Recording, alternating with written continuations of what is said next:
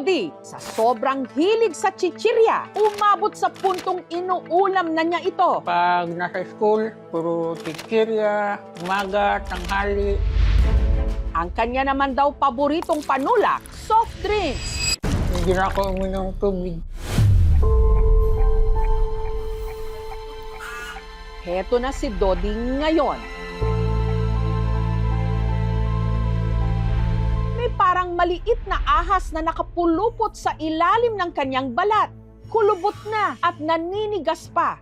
Pero hindi raw ito bukol, kundi lumobong ugat. Ang tawag dito, AVF o arteriovenous fistula.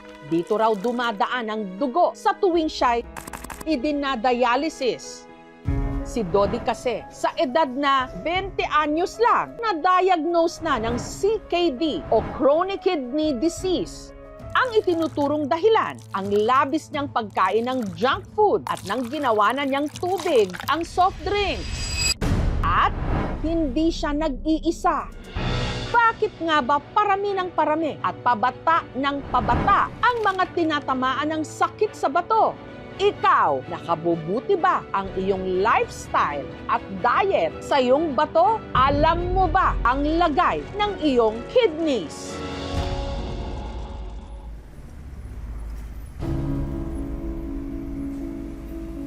Si Dodi, malusog naman daw noon ang kanyang pangangatawan. Pero taong 2020, meron siyang napansing mga pagbabago. Namaga po yung mukha ko ng sobra. Palaging masakit yung likod, masakit yung pag-ihi, saka mahina po, ma'am.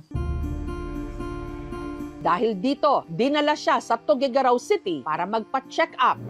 At doon na nalaman na sa edad niyang 15 anyos lang, meron na siyang sakit sa kidney o bato. Agad siyang inirekomenda ng mga doktor na sumailalim sa dialysis. Para daw po matanggal yung mga tubig dahil sobrang manas na po ako noon. Kung di daw po ako ma-dialysis, baka di na daw po ako mabubuhay. Ginagawa ang dialysis para mapanatiling buhay at maayos ang katawan ng pasyenteng may malubhang sakit sa bato, lalo na kapag hindi na sapat ang gamot o dieta. Sa dialysis, nililinis ang dugo sa pamamagitan ng pagtanggal ng mga lason, sobrang asin at sobrang tubig at saka ibinabalik nito ang malinis na dugo sa katawan.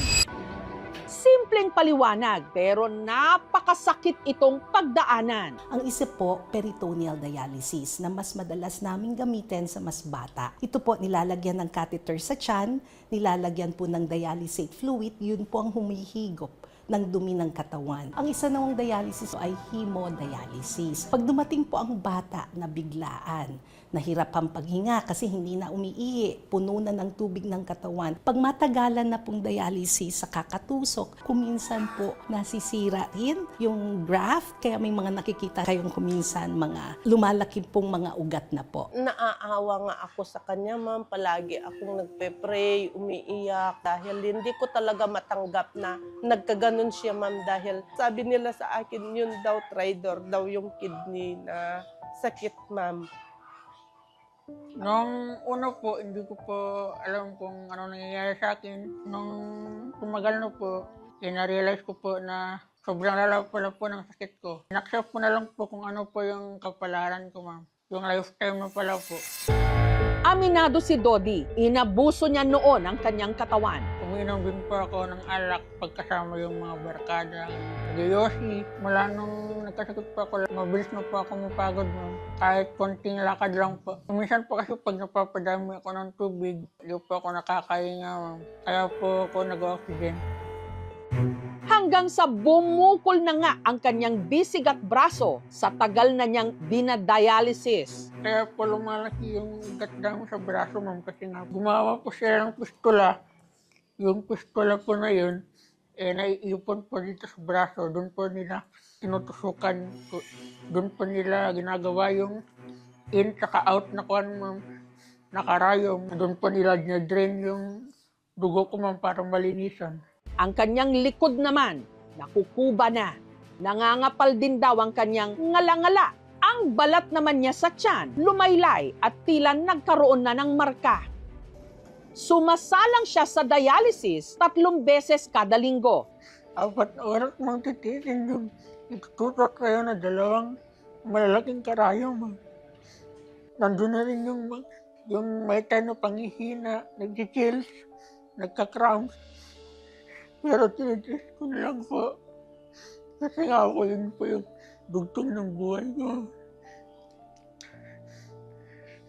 Maisip ko na lang po kung makakauwi ka pa ba. Hindi na.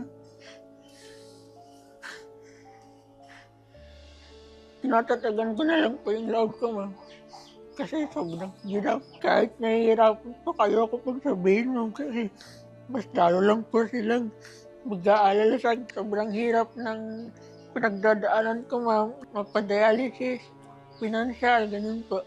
Talagang malaki ang binabayaran namin, ma'am, dahil yung session niya, 3,500 per session. Dahil sa kanyang sakit sa bato, ang mga pangarap ni Dodi, lahat gumuho. Wala na akong ganong mag-aral kasi nga po, yun, mahina na din po ako. Gusto ko pa siya naging pulis. Kaso wala na po. Di na po siguro matutupad. Sobrang pag-isip po, ma'am, kasi nga po yun. Lagi ko pong napapaisip na ano kayang kalagayan ko ngayon kung wala akong sakit. Pero wala po.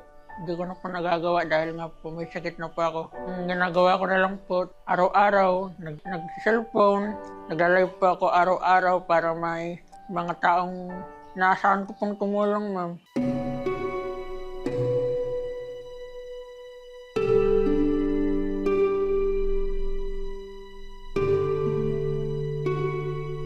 Palagi ako nagpe-pray, ma'am, na sana humaba pa yung buhay ng anak ko dahil talagang mahal ko yung anak ko, ma'am.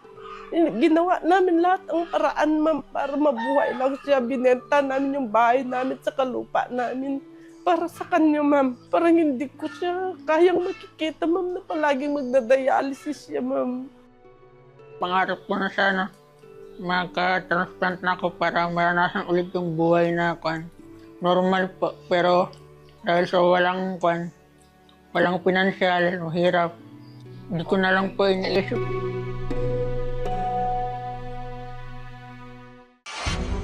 Ang chronic kidney disease o CKD ay unti-unting pagkasira ng bato na kadalasang hindi agad napapansin. Sa paglipas ng panahon, nasisira ang kakayahan ng kidney na magsala ng dumi at sobrang likido sa dugo.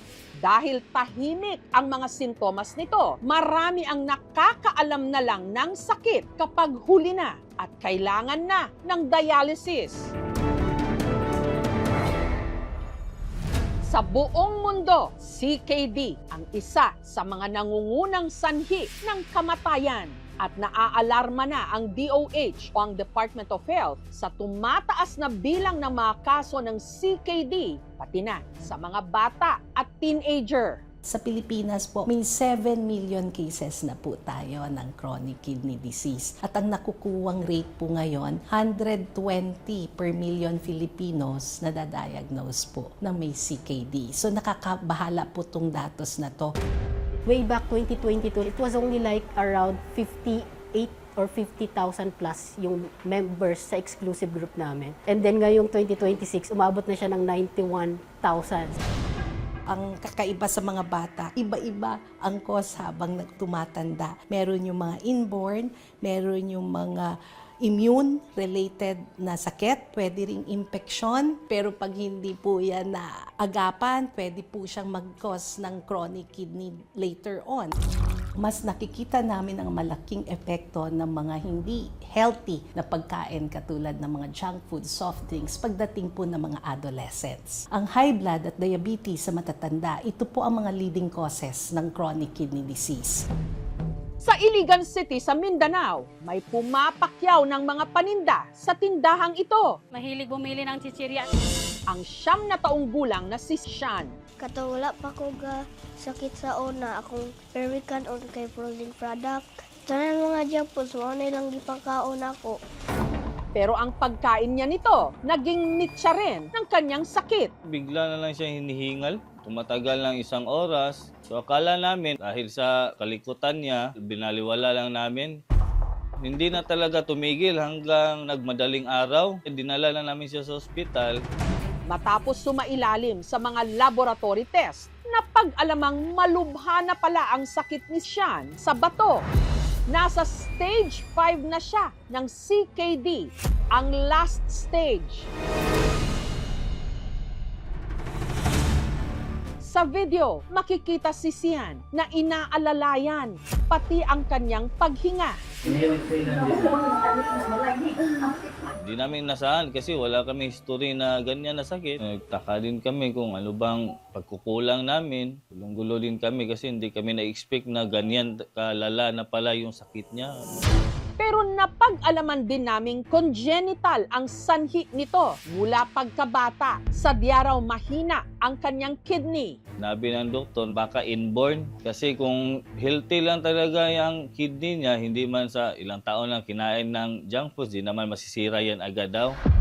Dahil sa nangyari, 3 araw kada linggo, kailangang magdialysis ni Sean. Di na ako happy kay di na ako kadula, di na ako kakaon kung sa kong kuan kaya akong kidney kay guba na duwa na kabuok. May tag na ay mo donate sa akong kidney.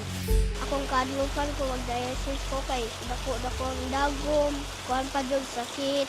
Maghagra ko sa akong papa. Nitong Biyernes ng hapon, schedule ulit ng kanyang dialysis.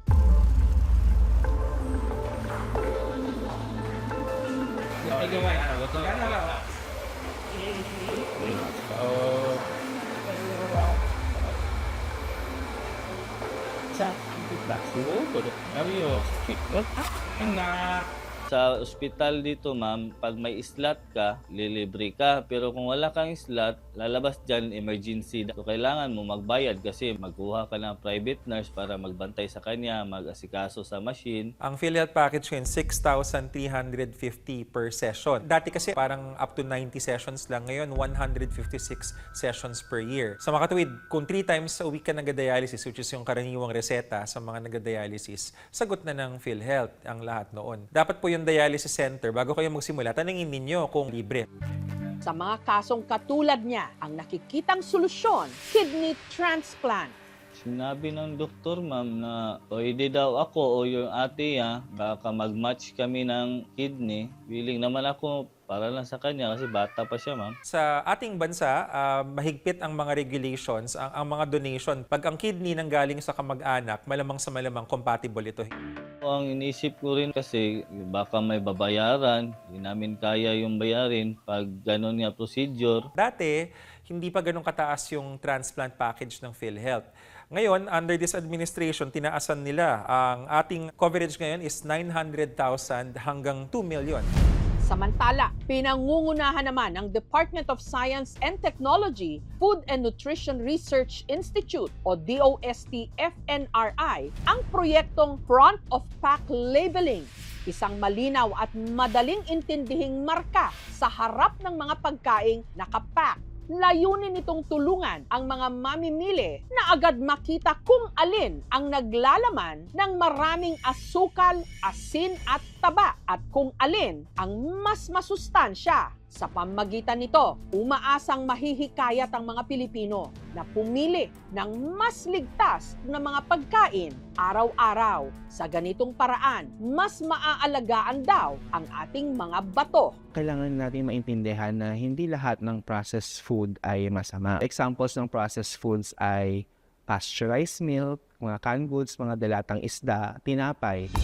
Ang dapat binabantayan talaga natin ay yung mga pagkain na may mataas na asukal, asin, at taba. Kailan natin nasasabi na sumasobra na yung pagkain natin ng processed food? Kapag mas madami na tayong kinakain na processed food kaysa mga sariwang pagkain.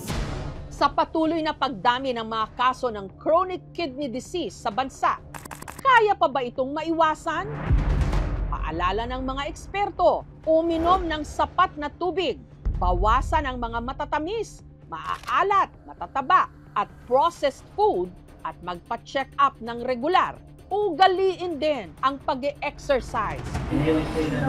Dahil ang sakit sa bato ay tahimik, pero kapag tumama, parang binagsakan ka na rin ng napakalaking bato.